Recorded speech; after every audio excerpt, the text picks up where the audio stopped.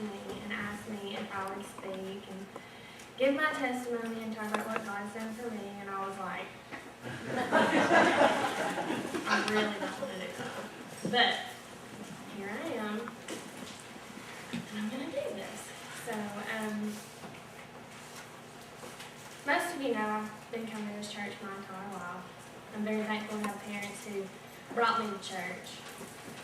My mom would dress me up in frilly dresses and frilly socks, always had jewelry, painted fingernails, and a hair bow in my hair. That hair bow, though, would come off as soon as I got in the car. I'd pull it out. And it reminds me of my niece in the line. You'll watch that hair bow probably come out 3 times before we walk out of here. But that's okay.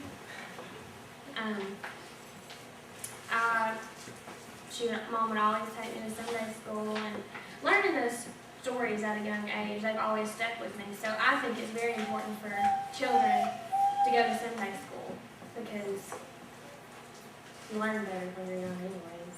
So I'm just glad that my mom got to be one of my Sunday school teachers. So my granddaddy died when I was 8 years old, and I don't know if that triggered something or not, but I had been asking questions about going to hell, going to heaven, and so Mom thought, okay, I'll go to the church library and see if I can find any books. So I don't know if there was any books that she wanted or what, but Dr. Zelensky ordered Mom 2 books for her to check out for me, and she checked them out, and we read them together. And one day, we were riding through Eton on our way home, and I can remember just thinking to myself, like, I might go to hell. And what am I going to do about it? I'm 8 years old. I don't know what to do. So I told Mom, I was like, I'm scared that I'm going to go to hell. And she's like, okay, it's time to talk to Dale Watson. So on Sunday, March 14th, 2004, right before the evening meal at church, on Dale Sluter's birthday, I went and I talked to Dale, and I got saved at 8 years old. Some people may think, oh, that's too young. But Dale reassured my mom that he knew that I knew exactly what I was doing. So that gave me immediate relief as an 8-year-old. I felt, okay, I don't have to worry about it anymore. So 4 years went on. I was in 6th grade in Beth Granger's reading class, and I get a intercom call. Brooke Davenport's checking out. I go up to the front, and I see my mom, and why am I doing? Okay. My uncle had come to get me, and my mom was, bless her heart, she had on this blue poncho. She looked a mess. Tommy looked a mess, and I was like, okay, something's bad wrong. Well, they told me that our house had burned down. And as a 6th grader, you know, how old was I? Like 12. I didn't know what to do. I didn't know how to take it. Like, what are you supposed to do? You don't even have a toothbrush to brush your teeth with, or a pillow to lay your head on. No. So anyway, when we got to the house, there were many people there. And my uncle and my aunt took me shopping for clothes because, you know, I had to go to school the next day and I didn't have anything to wear. And 2 very special people at this church, which I won't name, gave my uncle and my aunt $100 to buy me some clothes. I'm very thankful for everything that everyone did that day. But they took me shopping, and instead of, you know, taking the rest of the day's school off like normal people would do, I had to go back to school. Because this was the first day of cheat trials for 7th grade. And I was like shook, like, how am I supposed to go in there, you know, tell all my friends why I checked out? Oh, you know, my house burned. Many of my friends didn't believe me, which was harder for me because I'm like, no, like, I'm not going to joke about losing my home. Because you don't really know what it's like until you go through it. And if I were to go through something like that now, I would take it totally different than I did when I was 12 years old. But, so my uncle and my aunt took me back to school. I went through cheer tryouts. I ended up making the team, so that's good. My uncle came and picked me up from school that day and took me to my grandmother's house because that's where we were going to stay for a few days. And all my family was there, all of them. And it was just very emotional. My dad was very upset that day. His blood pressure was through the roof. But I can remember going in my granddaddy's old bedroom, and his bed was just piled full of stuff that people had given us that day. And anyways, this happened on Tuesday, March 4th, which is my fiance Dylan's birthday. Anyways, it happened on March 4th, and we had a furnished house by the end of that week. A furnished house, like we had our own beds, we had a fridge, anything that you think that you would need. And as we were moving in, people were coming in and out, saying, "What do you need? What do you not have? What do you need?" And the next thing we would know, we would turn around and there it would be.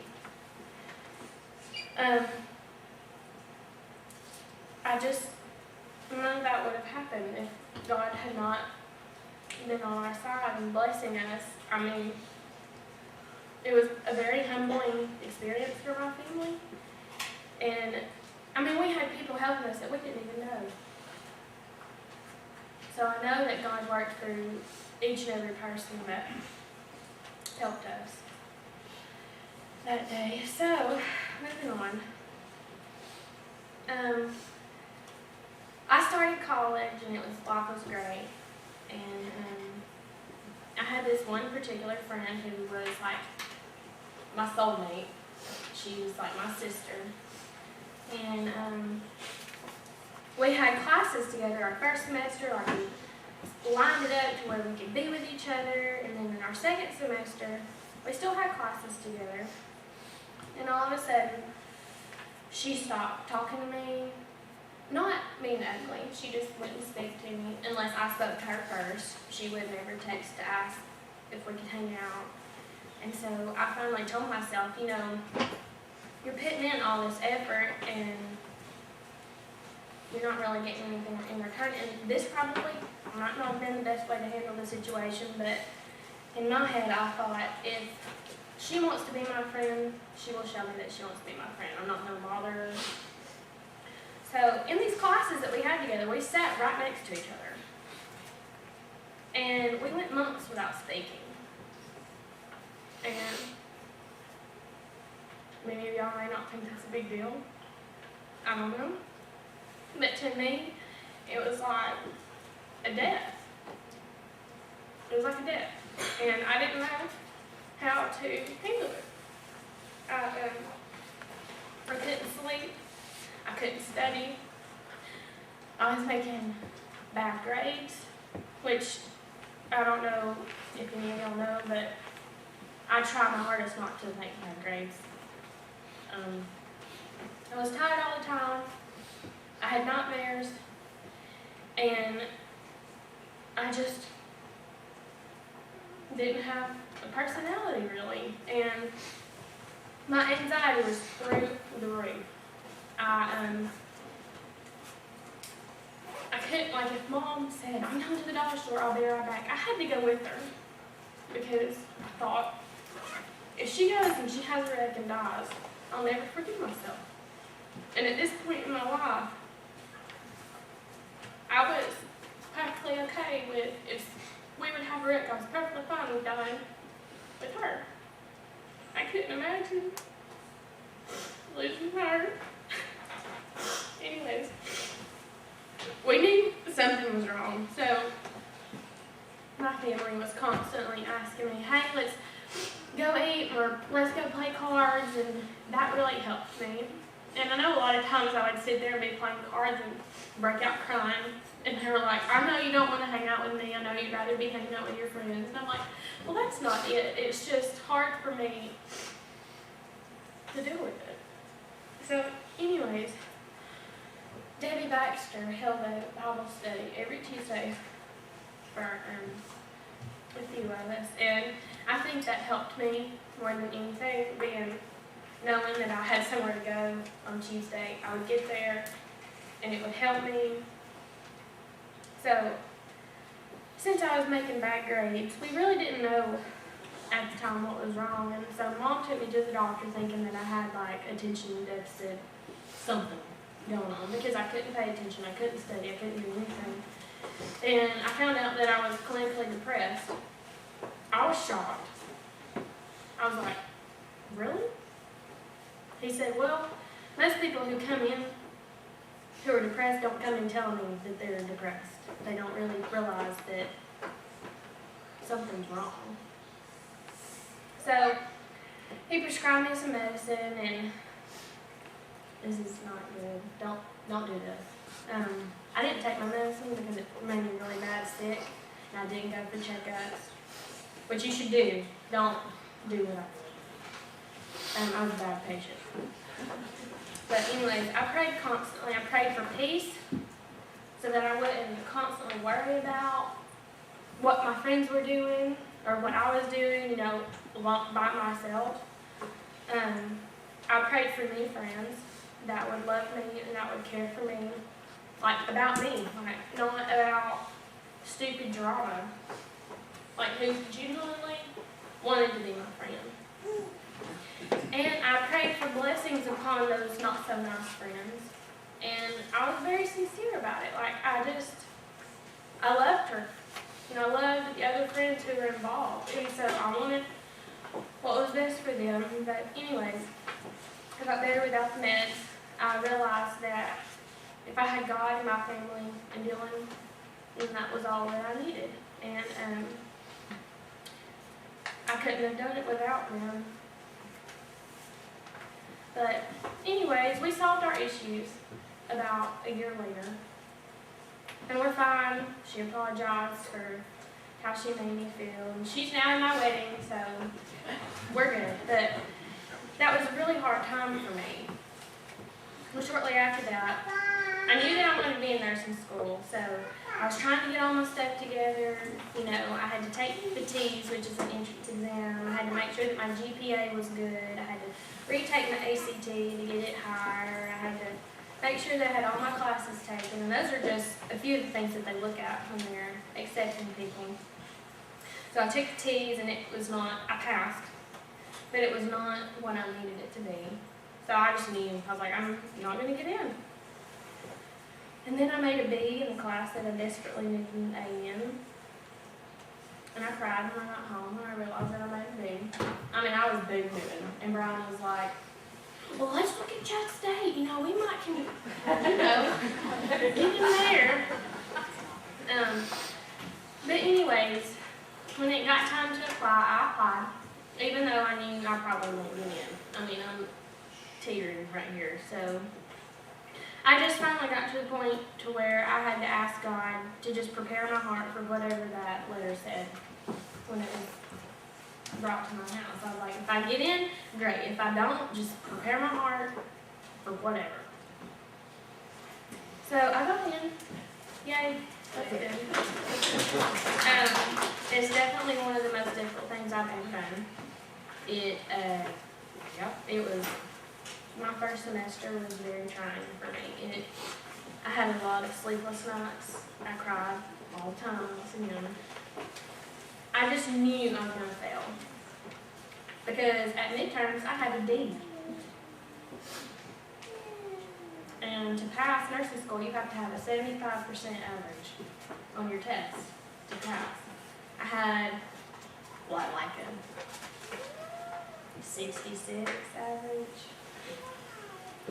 It was bad. But anyways, I ended up with B in class because I finally got the hang of the test and how to study and blah, blah, blah. And You know how I mentioned earlier that I prayed that God would send me new friends? He did. A year and a half later, in nursing school, they're in my wedding also. They care for me. They love me. They're genuine, and I wish that I had known them much, much longer than I have. But anyways, we'll move on. So I just wanted to talk about mission trip a little bit because we're about to go in a week and a half.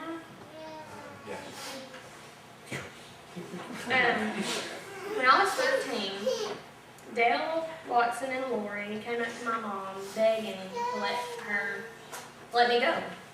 And she was like, well, she's not old enough. And they're like, oh, she'll be fine, she'll be fine. So I go, we get down there, and some people thought it would be funny to play prank on me. The very first day. We all had grocery lists that we all had to get. And he put me and my friend on a list to get a spaghetti stretcher.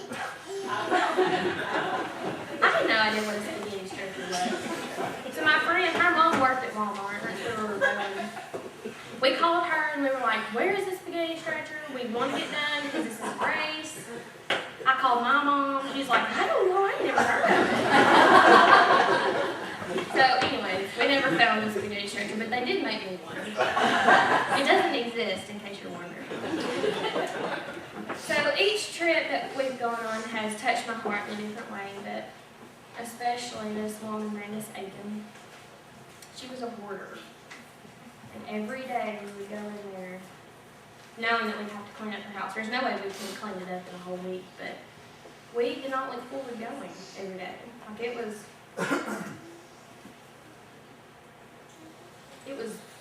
not good. But every time we would get down, we would look around her house and find some scripture, and it would be like, okay, we're supposed to be here. You know, this is what we're doing is worthwhile. So that was very nice to know that it was reassuring, little things in her house. Even though her house got on my nerves because I had to clean it up, her house was filled with the Lord, and that's the way it should be. This woman, I'm telling y'all, we would pull up for lunch, and there would be a big dumpster outside her house where we would put all of her things. She's like over 90 years old. I'm not exaggerating either. She'd be in that dumpster, pulling her stuff out. Anyway, it just lets you know that our worst days can be better than their best days. And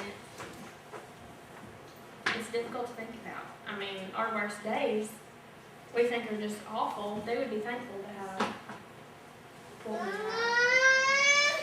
So, there's just people out there who really need our help, and this will be my 9th straight year going.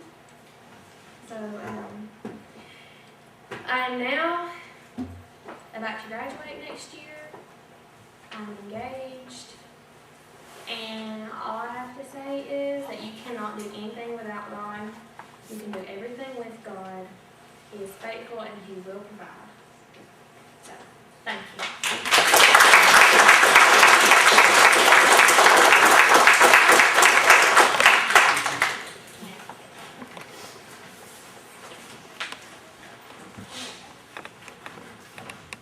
Oh, see everyone?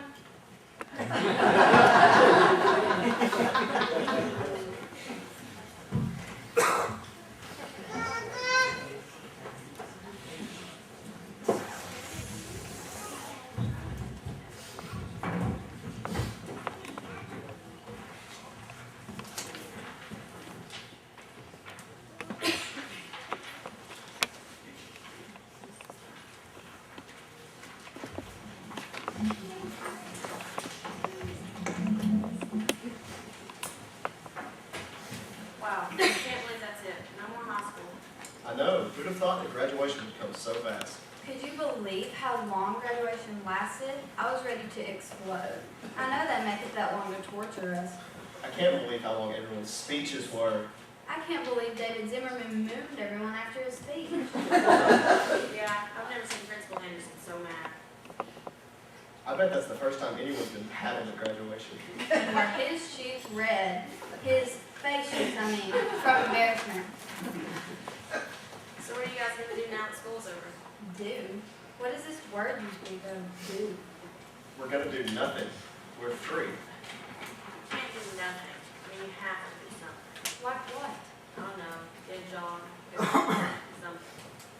Hey, you know, Kristen, we might want to look into that college thing. I hear they have killer parties. Seth, you can't go to college just to party. I mean, if you did, we're talking about one expensive party. You know, she's right. We should look into getting a scholarship. Sorry, Kristen, I don't think they give party scholarships. Well, then, Paige, the only option we're left to do is nothing. Oh, darn. What about getting a job? I already have a job. No, you don't. Yes, I do. No, you don't. No, really, guys, I have a job. Okay, what is it? I'm a full-time ladies' man.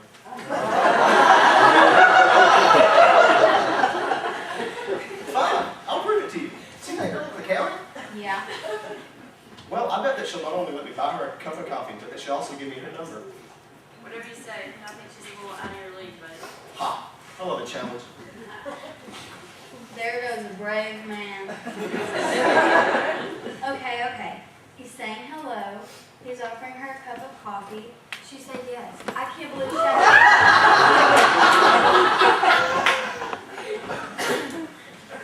Let's hear it for the ladies. Shut up. Third-degree burns on my chest. look, I know I'm kind of doing a 180 from the way I usually do, but how about this for an idea? Lots of companies help you pay for college while you work there. Whoa, slow down. So now I gotta work and go to college? It's just a suggestion. I want us to all be friends and go to the same college. I don't want this to be broken up that I can't do all the work here. This is sounding worse than high school. Don't you guys want to make something of your lives? Yes, Mom. I aspire to be a successful professional, all business, all the time, a responsible girl. Party forever. Well, eventually, we'll retire. Sure, with a benefits package. We'll move to Florida, wear big hats and ugly shorts, and play bingo and shuffleboard. Listen, Seth, snap out. I'm sorry to break this to you, but you can't live this fantasy life of yours. We had it easy in high school. Soon we'll have responsibilities, families, mortgages, bills, and a whole mess of other stuff that we'll have to do. There's a time for being a kid, and then there's a time to grow up. This is that time. Do you understand what I'm saying to you? I want my mommy. Yeah, stop acting like kids and grow up. Exactly. So you guys think you can handle that? I make no guarantees. We're new at this. Why are you so serious about all this, Paige? We have time. We do. I just don't want to waste it, I guess. That kind of hurts. You think we waste time? But Kristen, we do waste time. I knew it was a trick question. All I'm saying is I don't want to let my life go by. Have you ever noticed our parents? Sometimes they seem like they're missing something or regretting something. My dad always looks drunk. Yes. My point exactly. Wasted time is a wasted life. Don't we know at the end of our lives know we made a contribution to this world? Let's get out of here. Dr. Jill took over Paige's body. We're going to go get Sesame clean clothes. Call us when you've learned to relax and take one day at a time. This conversation is weirding me out. We're doing okay, Paige. The plan was that all three of us were going to have a lot of fun this next year hanging out. What changed? I changed. I want a purpose. You can't wait like 5 years or even 5 months to find purpose. Maybe, but I don't want to. Yeah, well, don't come crying to us when you can't find them, Miss All-Purpose Girl. Good comeback. You just called her a household cleaner. All I'm saying is, Paige, I thought we were going to be friends forever, going through everything together, the Three Musketeers. We never called us the Three Musketeers. Maybe we should have. You're way too serious. You're way too nonchalant. You got me there. I have no idea what that means. It seems like we don't care. We cared, but we're just not ready to care that much so quickly. If ever. I guess I want something more. I thought you guys did too. So this is it? What do you mean? This is where the three friends from high school go our own separate ways and do our own things? Yeah, I guess this is it. Fine. Fine. Fine. Kristen, are you crying? No, I've just got something in my eye. Yeah, they're called tears, you big baby. Good luck, guys. See you See you around. around. Yeah, see you around. Hey, Paige. Yes? Kristen and I were thinking, maybe we should take this future and purpose stuff more seriously. Yeah, that college work program sounds like a good thing. We're going to look into it Monday. I'll see what my parents can afford first, then check out the college work thing. Are you serious? This is great. Wow, I can't believe this. Well, don't. We're just joking. we're never gonna change that much. We just wanted to see if you wanted to go catch a movie. For all time's sake, the Three Musketeers. Stop with the whole Three Musketeers thing. Come on, I'll go, but you guys are buying the tickets and the popcorn. You're forgetting we have no money. Maybe you'll think harder about getting that degree and coming to college. She's good. Really? That's a lot of